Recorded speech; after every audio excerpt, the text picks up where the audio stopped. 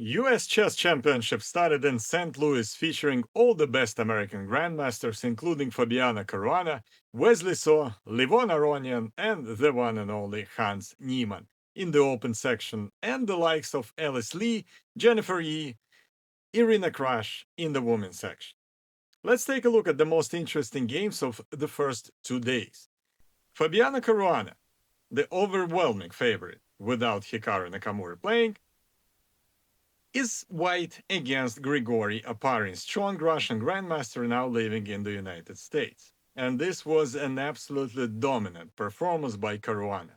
Let's take a look. He starts the game with the move d4, knight f6 for Grigory, c4, e6, knight c3, and the most popular move for black in this position is bishop b4. And that's exactly what black plays, bishop c4. Queen c2. Normally, black bishop takes the knight on c3 here, so not to double the pawns, Caruana plays queen c2 to take back the knight with the queen. d5, very standard move in this position, a3 attacking the bishop, bishop takes c3 with a check, and despite the fact that Caruana moved the queen to c2, he still takes the bishop with the pawn on b3. Now black can take the pawn on c4, but that's not a good move because after e4, white will control the center and will still take the pawn on c4 with the bishop and move later. c6, a typical structure for black, very solid, very defensive, a pawn triangle c6, d5, e6. Caruana plays knight f3, developing the knight, b6 to develop the bishop on b7 for black. Bishop goes to g5, pinning the knight to the queen, h6, asking the question to the bishop whether it will go to f4 or h4. Caruana steps back to h4, keeping the pin intact. Knight goes to d7. Now both knights are connected, so the queen can move. e3, the bishop is going to b3, castle for black, and g4. Very typical idea for white in this type of positions. Caruana starts immediate attack on the king side of the board. Obviously, you cannot take the pawn on g4 with the knight because you will lose the queen on d8. Therefore, the queen goes away to a square e8 and immediately g5, attacking the knight, attacking the pawn. So h takes g5 is pretty much the only move for black. Caruana takes the pawn on g5. Now black has to be very careful because if this knight from f6 moves anywhere, there would be a checkmate on h7. So black have to be careful and immediately start attacking in the middle of the board with the move e5. Chess 101. If white didn't castle, you need to start attacking in the center. So e5 is a very logical move. Exchange of the pawns on d5, and the bishop goes to b5, creating another pin of the knight on d7 to the queen on e8. e4 looks logical. Oparin basically closes the position in order to prevent white from attacking on the king side, but it doesn't stop white and doesn't stop Caruana. He goes rook g1, putting the rook on a very juicy file g. Bishop b7, not the best move. You need to develop the bishop somewhere, but basically it doesn't have anywhere to go on this diagonal as it blocked by its own pawns. Caruana plays knight h3, repositioning the knight to a square f4. Knight h7, same knight maneuvering from Oparin, and queen the e2. The queen is aiming to squares h5 or g4 with immediate threats to the black king. Queen c8 attacking the pawn on c3, and here comes a very nice move. King d2, not only not only defending the pawn on c3, but also connecting the rooks. And the knight on d2, I'm sorry, the king on d2 is perfectly safe because black closed the position themselves with the pawns on d5 on e4. So the king is safe. Knight c5. Computer shows it as a mistake. It's not a mistake simply because white can take the knight on c5. It's not a complete blunder. It's not done on grandmaster level like this. Caruana does take the knight on c5, but Grigori has queen takes h3, so he doesn't lose any material with this move because it's just an exchange of the knights. But after a very smart move, queen h5, white's position is totally dominant. And now what's interesting that if black plays any move here, let's say a6, it will run into a great sacrifice. A rook takes g7 check. King takes g7. Another rook is joining an attack. Rook g1 check. And after king h8, knight, bishop f6, checkmate using the pin of the knight on h7. So this beauty didn't happen in the game because Oparin played g6. g6 seemingly protecting from the sacrifice on g7. But here, Caruana could simply take the pawn on g6 and sacrifice the rook. But first he plays c6, attacking the bishop, and it just prolongs the game for one more move. Bishop c8, and now rook sacrifice. A rook takes g6 check. Pawn takes g6, queen takes g6 with the check. King goes to h8, and the rook joining an attack. Rook g1, and the checkmate on g7 is on the way. Black really do not have any good moves here to protect them from a checkmate on g7. They play bishop g4, rook takes g4, rook f7, protecting the square on g7. And now if queen takes rook, black would take the rook on g4 and the game would continue, although white is still winning. But there are easier ways to win this position, and this is what Caruana does. He plays bishop g3. Another brilliant move, and white simply wins. Too many threats.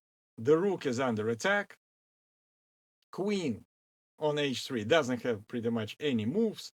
So let's say if the rook goes to e7, stepping away from the attack, there's simply bishop e5, check.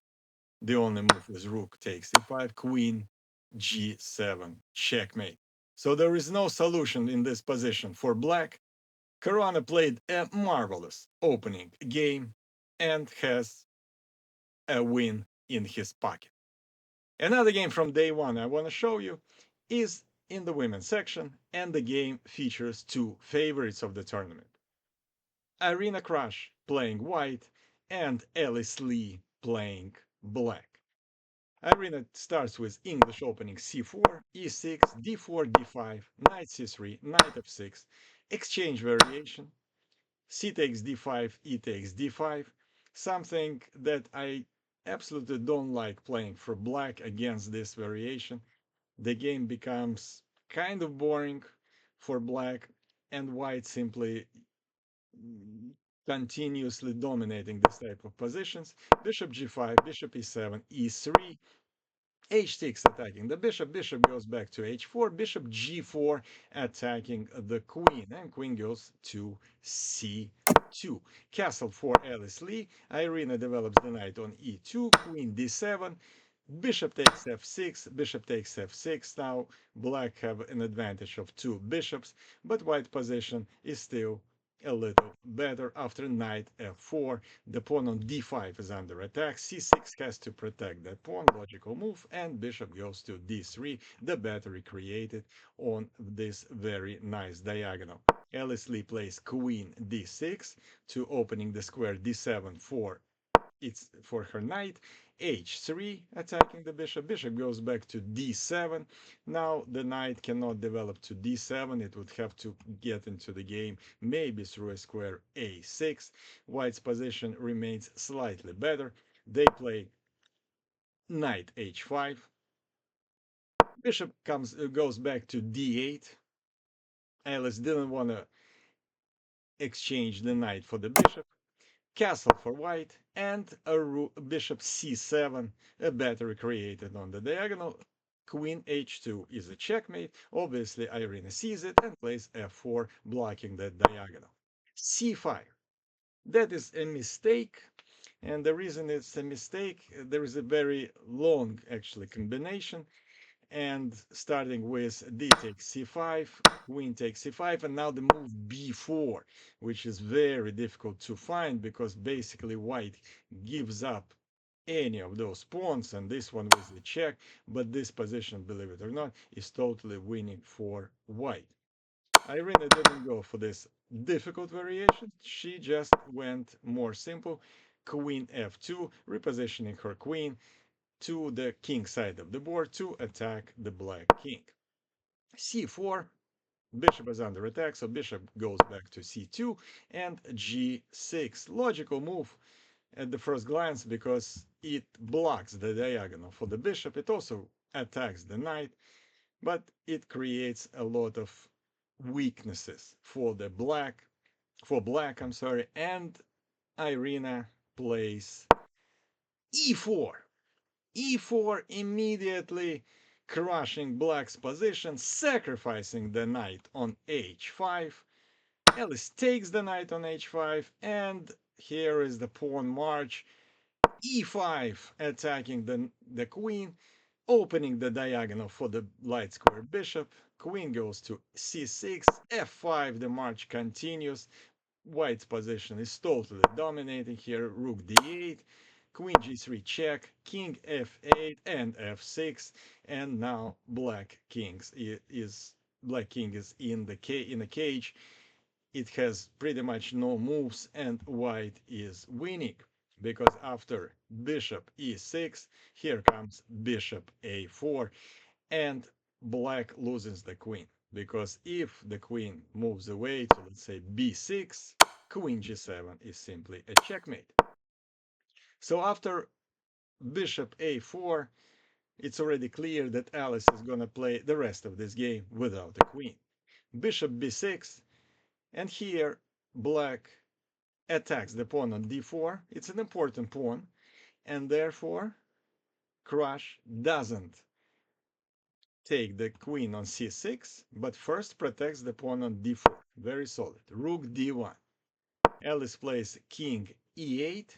So now the queen is pinned, so there is no rush to take it either. Irina plays queen h4 first, attacking the pawn on h5. King d7. Queen takes h5. a6. And only now white takes the queen on c6, knight takes c6, and knight e2. Obviously, white is completely winning here with an extra queen, but they have to be careful just to make sure that there are no hidden gems in this position for black. Rook g8, creating some counterplay on g file. King h2, attacking the queen. Queen takes h6, and doubling the rook, attacking the pawn on g2.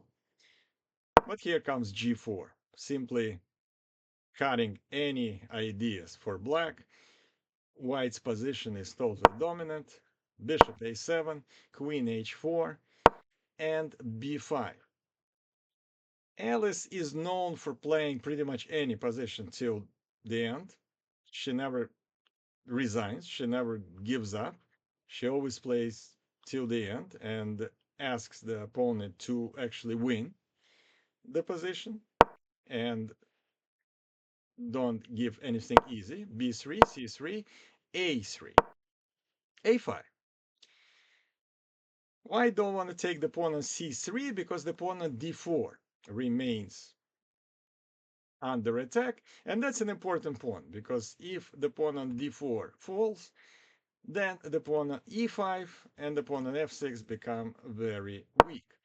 b4, c2, attacking the rook on d1, so obviously the rook has to go away, it goes to d2, exchange of the pawns on b4, and for a moment the knight from b4 is protecting the pawn on c2, and the pawn on c2 looks kind of dangerous.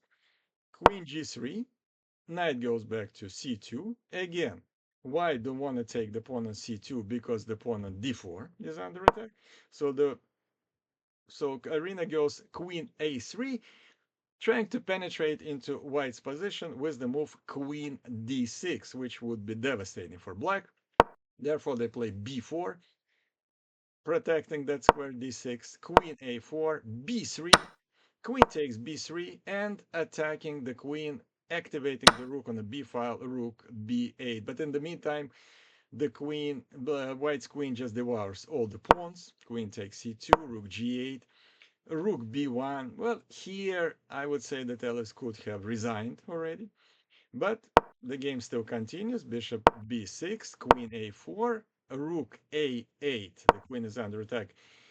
Queen b5, rook b6, b8, queen a6, king c7, rook c2. Now the knight is pinned. Rook c8, and after a rook b2, black had to resign. Their position is totally lost without the queen. Everything is under attack, especially right now the bishop on b6. And if black plays, let's say, bishop a7, then rook b7 check, king d8, and queen a3 with absolutely unstoppable checkmate ideas. So, beautiful win by Arena Krush over another favorite of the tournament, Alice Lee. But um, in the second round, Alice Lee actually took a revenge on another player. We're going to see that game a little later. But first, game day two, round two. Fabiano Caruana again, playing white against a 15-year-old Andy Woodward. Yes, 15-year-old grandmaster with almost 2600 rating. Obviously, very, very talented American player. And Caruana actually had very much a lot of trouble in this game. He started with c4, English opening, e5, knight c3, knight f6, e3, knight c6, queen b3, bishop c5, g3. Very defensive positional game from Caruana, but it's gonna be a lot of fun very, very soon. d6, a3, castle for black, bishop goes to a nice diagonal on g2, and bishop f5 sacrifices the pawn on b7. And Caruana decides, why don't I take the pawn on b7? And he did. And immediately ran into a sacrifice, knight d4. What a sacrifice of the knight by a 15-year-old. Caruana takes the knight on d4, and actually that's a big mistake. Because after e takes d4, it turns out that the knight is under attack. And if knight goes away, let's say to a4 or something, black wins on the spot with the move rook e8 check. Now, if king f1, then bishop d3 pretty much wins the game. If, let's say, king d1, then queen e7 with all sorts of checkmate ideas and threats. And black is simply dominating this position without a piece, but winning quite easily.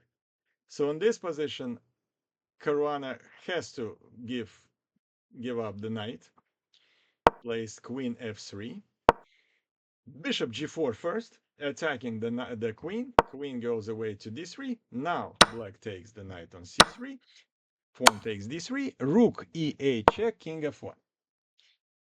And here, basically, computer thinks that black is totally winning.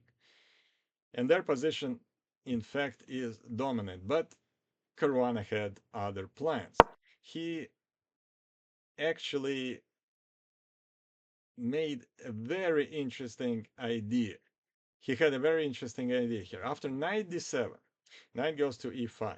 So black is even continues to be dominating this position. Rook takes a8 is not a good move here. Believe it or not, taking a rook here is losing the game because this light square bishop is very important for white to protect the king. Because after bishop takes a8, queen takes a8, white squares around the king are so weak that white simply cannot survive this position. Therefore, after knight d7, Caruana plays knight f3, seemingly protecting the square e5 from knight going there, but still, knight e5, exchange of the knights on e5, and now bishop e2, winning the queen, is a threat. Bishop f4 plays Caruana, and rook e2. Rook goes to e2, attacking the pawn on f2, and here pretty much the only move for white is what Caruana played, and obviously he had this idea ahead of time. He sacrifices the queen, queen takes e2. Bishop takes e2 with a check, king takes e2, rook b8. Now rook was under attack, so now rook needs to be protected. Point of b2 is not under attack by the rook, so obviously b4 has to be played.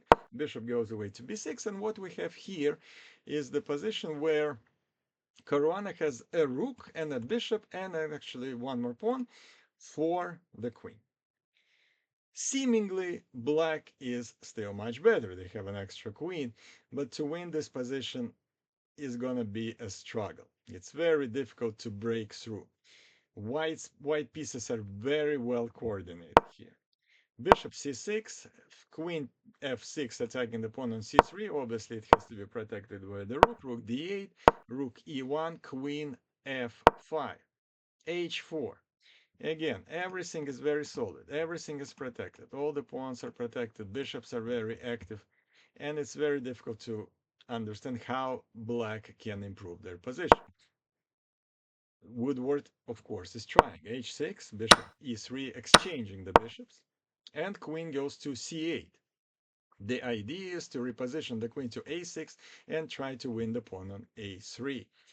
Caruana plays king f3, queen goes to a6, attacking the bishop and the pawn on a3, but it's not a big deal, because after b4, queen takes a3, white plays bishop d5. And the bishop on d5 is absolute monster. You cannot actually do anything with that bishop. Nobody can take it from this square. King f8, king g2, and it's totally not clear how black can improve here. And the computer already in this position shows that this is a draw. g6, rook c2, exchange of the rooks on e8, check, king goes to f8, rook e3 protecting the pawn on c3. Obviously everything has to be protected, h5, and rook f3 attacking the pawn on f7. There is only one move to protect that pawn, and it's f5. That's what Woodward plays. Caruana plays rook e3, a5, en passant taking on a6, queen takes a6, rook e6, attacking the pawn on g6, queen goes to a4, rook takes g6, c6, attacking the bishop, bishop goes back, and king e7 protecting the pawn on d6. The idea here is to take the pawn on c4, but white allows black to take the pawn on c4, check from g7, and rook g5. And now both pawns are under attack.